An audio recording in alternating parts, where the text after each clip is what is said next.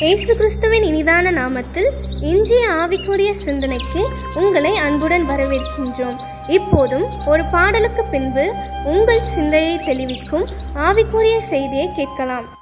இருள் சூழ்ந்த லோகத்தில் இமை பொழுதும் தூங்காமல், இருள் சூழ்ந்த லோகத்தில் இமை பொழுதும் தூங்காமல், கண்மணி போல என்னை கர்த்தர் இயேசு காத்தாரே, கண்மணி போல என்னை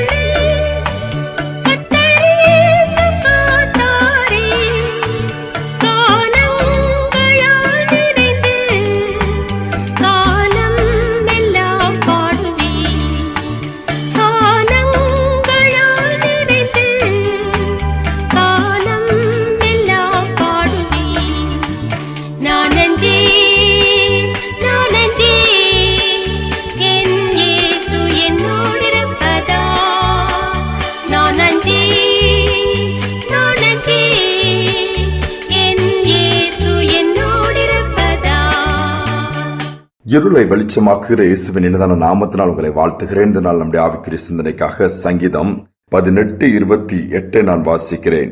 தேவரீர் என் விளக்கை ஏற்றுவீர், என் தேவனாகிய கர்த்தரின் இருளை வெளிச்சமாக்குவார். சங்கீதக்காரனாகிய தாவீது சொல்கிறார், கர்த்தரின் இருளை வெளிச்சமாக்குவார். அநேக நேரத்துல நம்முடைய வாழ்க்கையில எல்லாம் இருளாக மாறிவிடுகிறது. எதிர்பாராத அதிர்ச்சியான செய்திகளை கேட்கும் பொழுது, எதிர்பாராத காரியங்கள் நம்முடைய வாழ்க்கையில நடக்கும் பொழுது நம்ம சோர்ந்து போய்விடுகிறோம். எல்லாமே குழப்பமாக, எல்லாமே இருளாக, கலக்கமாக என்ன செய்வதென்று தவித்து விடுகிறோம். தாவீதுடைய வாழ்க்கையில எவ்வளவோ போராட்டங்கள் நிறைந்த வாழ்க்கைதான். என்ன செய்வது, அடுத்து எங்கு போவது, பல விதத்திலே சிறு வயதிலிருந்தே போராட்டங்கள். அரண்மனை வாழ்க்கைக்கு வந்து ராஜாவாக ஆளுகை செய்யும் பொழுதும் ஏராளமான பிரச்சனைகள். ஆனால் எல்லா சூழ்நிலையிலும் இருள் வரும்பொழுதெல்லாம் தேவன் அந்த இருளை வெளிச்சமாக மாற்றினார். மரண கட்டுகள் வந்த போதெல்லாம் அதிலிருந்து விடுவித்தார், ஜீவனை கொடுத்தார். அதான் 23ஆம் சங்கீதத்திலும் தைரியமாக எழுதுகிறான், நான் மரண இருளின் பள்ளத்தாக்கிலே நடந்தாலும் பொல்லாப்பை குறித்து நான் பயப்படவே மாட்டேன். காரணம் என்ன தெரியுமா? தேவரீர் என்னோடு கூட இருக்கிறார், அவருடைய கோலும் தடியும் என்னை தேற்றுகிறது என்று சொல்லி தைரியமாக அனுபவமா எழுதுகிறார். நம்முடைய வாழ்க்கையில் அநேக நேரம் இருள் வரும் பொழுது சோர்ந்து விடுகிறோம். அநேக நேரம் ஏன் இந்த இருள், ஏன் என்று சொல்லி இருளுக்கு பின்பாக நிச்சயமாகவே ஒரு வெளிச்சம் இருக்கும். இரவென்று ஒன்று வந்தால் அடுத்து காலையிலே சூரியன் உதிக்கக்கூடிய ஒரு காலை நேரத்தை கர்த்தர் வைத்திருக்கிறாரே. ஆனால் கர்த்தர் நிச்சயமாகவே இன்னைக்கு இருளின் பாதையிலே, நெருக்கத்தின் பாதையிலே, ஒருவேளை எல்லாமே கைவிடப்பட்டு போன நிலைமையில இருந்தாலும் நிச்சயமாக அந்த சூழ்நிலை கர்த்தர் மாற்ற வல்லவராக இருக்கிறார். அதே இருளின் பாதை உங்களுக்கு வெளிச்சமாக மாறும், அற்புதமாக மாறும். ஜான் பனியன் என்ற ஊழியக்காரருடைய வாழ்க்கையில ஆண்டவர் செய்த காரியங்கள்லாம் வித்தியாசமான ஒன்று. அவர் ஆண்டவரை குறித்த, அவருடைய அன்பை குறித்த அநேக இடங்களில பிரசங்கம் பண்ணக்கூடிய ஒரு வல்லமையாய் தேவன் பயன்படுத்தப்பட்ட ஒரு பாத்திரம். அப்பொழுது இயேசு குறித்து பிரசங்கிக்க கூடாதுன்னு சொல்லி அவரை கைது செய்கிறார்கள். கைது செய்து குற்றவாளி கூண்டிலே ஏற்றி நிறுத்தப்பட்டு விட்டார். அப்பொழுது நீதிபதி ஒரு கேள்வி கேட்கிறார், நீ பிரசங்கிப்பதை நிறுத்திவிட்டால் உன்னை நாங்கள் விடுதலையாக்கி விடுகிறோம், உனக்கு ஒரு வாய்ப்பு கொடுக்கப்படுகிறது சொல்லும்போது இந்த அருமையான ஊழியக்காரர் சொன்னாராம், பயப்படாமல் தைரியமாக, நான் பிரசங்கிப்பதை எப்படி நிறுத்த முடியும்? தேவனுடைய வார்த்தையை, சுவிசேஷத்தை, நற்செய்தியை சொல்லாவிட்டால் எனக்கு ஐயோ என்றல்லவா வேதம் சொல்லுகிறது. அவருடைய அன்பை குறித்து நான் சொல்லிதான் ஆக வேண்டும். இன்னொரு வாழ்க்கை இருக்கிறது என்பதை குறித்து நான் சொல்லிதான் ஆக வேண்டும். கல்வாரி சிலுவையில மனுக்குலத்திற்காக, ஏதோ குறிப்பிட்ட ஒரு கூட்டத்திற்காக, குறிப்பிட்ட ஒரு இனத்திற்காக இயேசு மரிக்கவில்லை.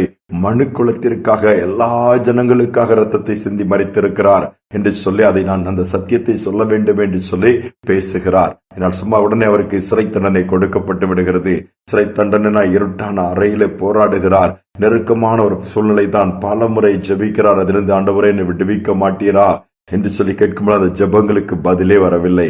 மாறாக ஆண்டவர் அந்த சிறைச்சாலையை, அந்த பகுதியை, அந்த இடத்தையே பரலோகமாய் மாற்ற ஆரம்பித்து விட்டார். பரலோகம் அங்கு இறங்கி வந்தது போல ஒரு உணர்வு, அநேக காரியங்களை ஆண்டவர் வெளிப்படுத்த ஆரம்பித்தார். ஒரு மனிதனுடைய பாதை, உலகத்துல எப்படிப்பட்ட பாதையெல்லாம் அவன் கடந்து போகிறான், எப்படிப்பட்ட பாதைகள்ல தடுமாடுகிறான் சொல்லி, மோட்சத்துக்கு போகக்கூடிய பாதை எப்படி இருக்கும் என்ன என்பதெல்லாம் குறித்து அந்த சிறைச்சாலையில் இருக்கும் போதே எழுதி எழுதி ஒரு நாள் வந்தது விடுதலையானார். அதை ஒரு புத்தகமாய் பிரிண்ட் பண்ணி அதை விநியோகித்தார். இந்த வேதத்திற்கு அடுத்தபடியாக உலகத்திலே அதிகமாய் பயன்படுத்துகிற அல்லது விற்பனையாகிற ஒரு புத்தகம் என்று சொன்னால் அவருடைய ஜான் பனியனுடைய புத்தகம். அந்த புத்தகத்தின் பேர் தான் மோட்ச பிரயாணம். அது படிக்கும் பொழுதே வித்தியாசமாக ஆச்சரியமாக இருக்கும். யோசித்து பாருங்கள், அந்த சிறையிருப்பு, சிறைச்சாலை என்கிற இருள் ஒரு நாள் அத்தனை சூழ்நிலையை மாற்றக்கூடிய அளவுக்கு வெளிச்சத்தை கொண்டு வந்தது. அநேகருக்கு ஆசீர்வாதமாய், அநேகரை சிந்திக்க வைக்கக்கூடிய ஒரு புத்தகத்தை எழுத வைக்கிற அளவுக்கு கர்த்தர் அங்கு காரியங்களை செய்ய ஆரம்பித்தார். நாம் எங்கு இருளில் தூக்கி போட்டாலும் இயேசு அங்கு நமக்கு வெளிச்சமாக இருப்பார். அப்படிப்பட்ட ஆண்டவரை பெற்றிருக்கிறோம். கண்களை மூடி ஜெபிப்போமா. எங்கள் அன்பின் பரலோக தகப்பனை, இந்த புதிய நாளின் காலை நேரத்தில் சமூகத்தில் வந்திருக்கிறோம்ப்பா. நான் இருட்டான பகுதியில் அடைக்கப்பட்டிருக்கிறேன், அல்லது என் வாழ்க்கை முழுவதும் சிறையிருப்பாய் மாறிடுச்சு. எப்பக்கம் திரும்பினாலும் இருள் என்னை மூடிக்கொண்டிருக்கிறது, பயம் என்னை தொட்டி கொண்டிருக்கிறது, எதை செஞ்சாலும் எனக்கு நஷ்டம் என்று சொல்லி பல விதத்துல இருளிலும் புலம்பலிலும் கண்ணீரிலும் வேதனையிலும் கடந்து போகிற பிள்ளைகளுக்கு அதிகமாப்பா நம்பிக்கை. அந்த பிள்ளைகளுக்கு ஒரு நம்பிக்கை கொடுங்க. பாடுகளின் பாதையில் எத்தனை ஆண்டுகள் இந்த பாதை, எத்தனை ஆண்டுகள் இந்த போராட்டம், எத்தனை ஆண்டுகள் இந்த பலவீனம் என்று சொல்லி புலம்புகிற பிள்ளைகளுக்கு அந்த பாதையில் உடைய வல்லமை விளங்கட்டும், வெளிச்சம் உதிக்கட்டும். அதே பாதையை நன்மையாய் மாற்றிக் கொடுப்பீராக. செய்வதற்காய் ஸ்தோத்திரம். விளக்கை நீர் ஏற்றுவதற்காய் ஸ்தோத்திரம்.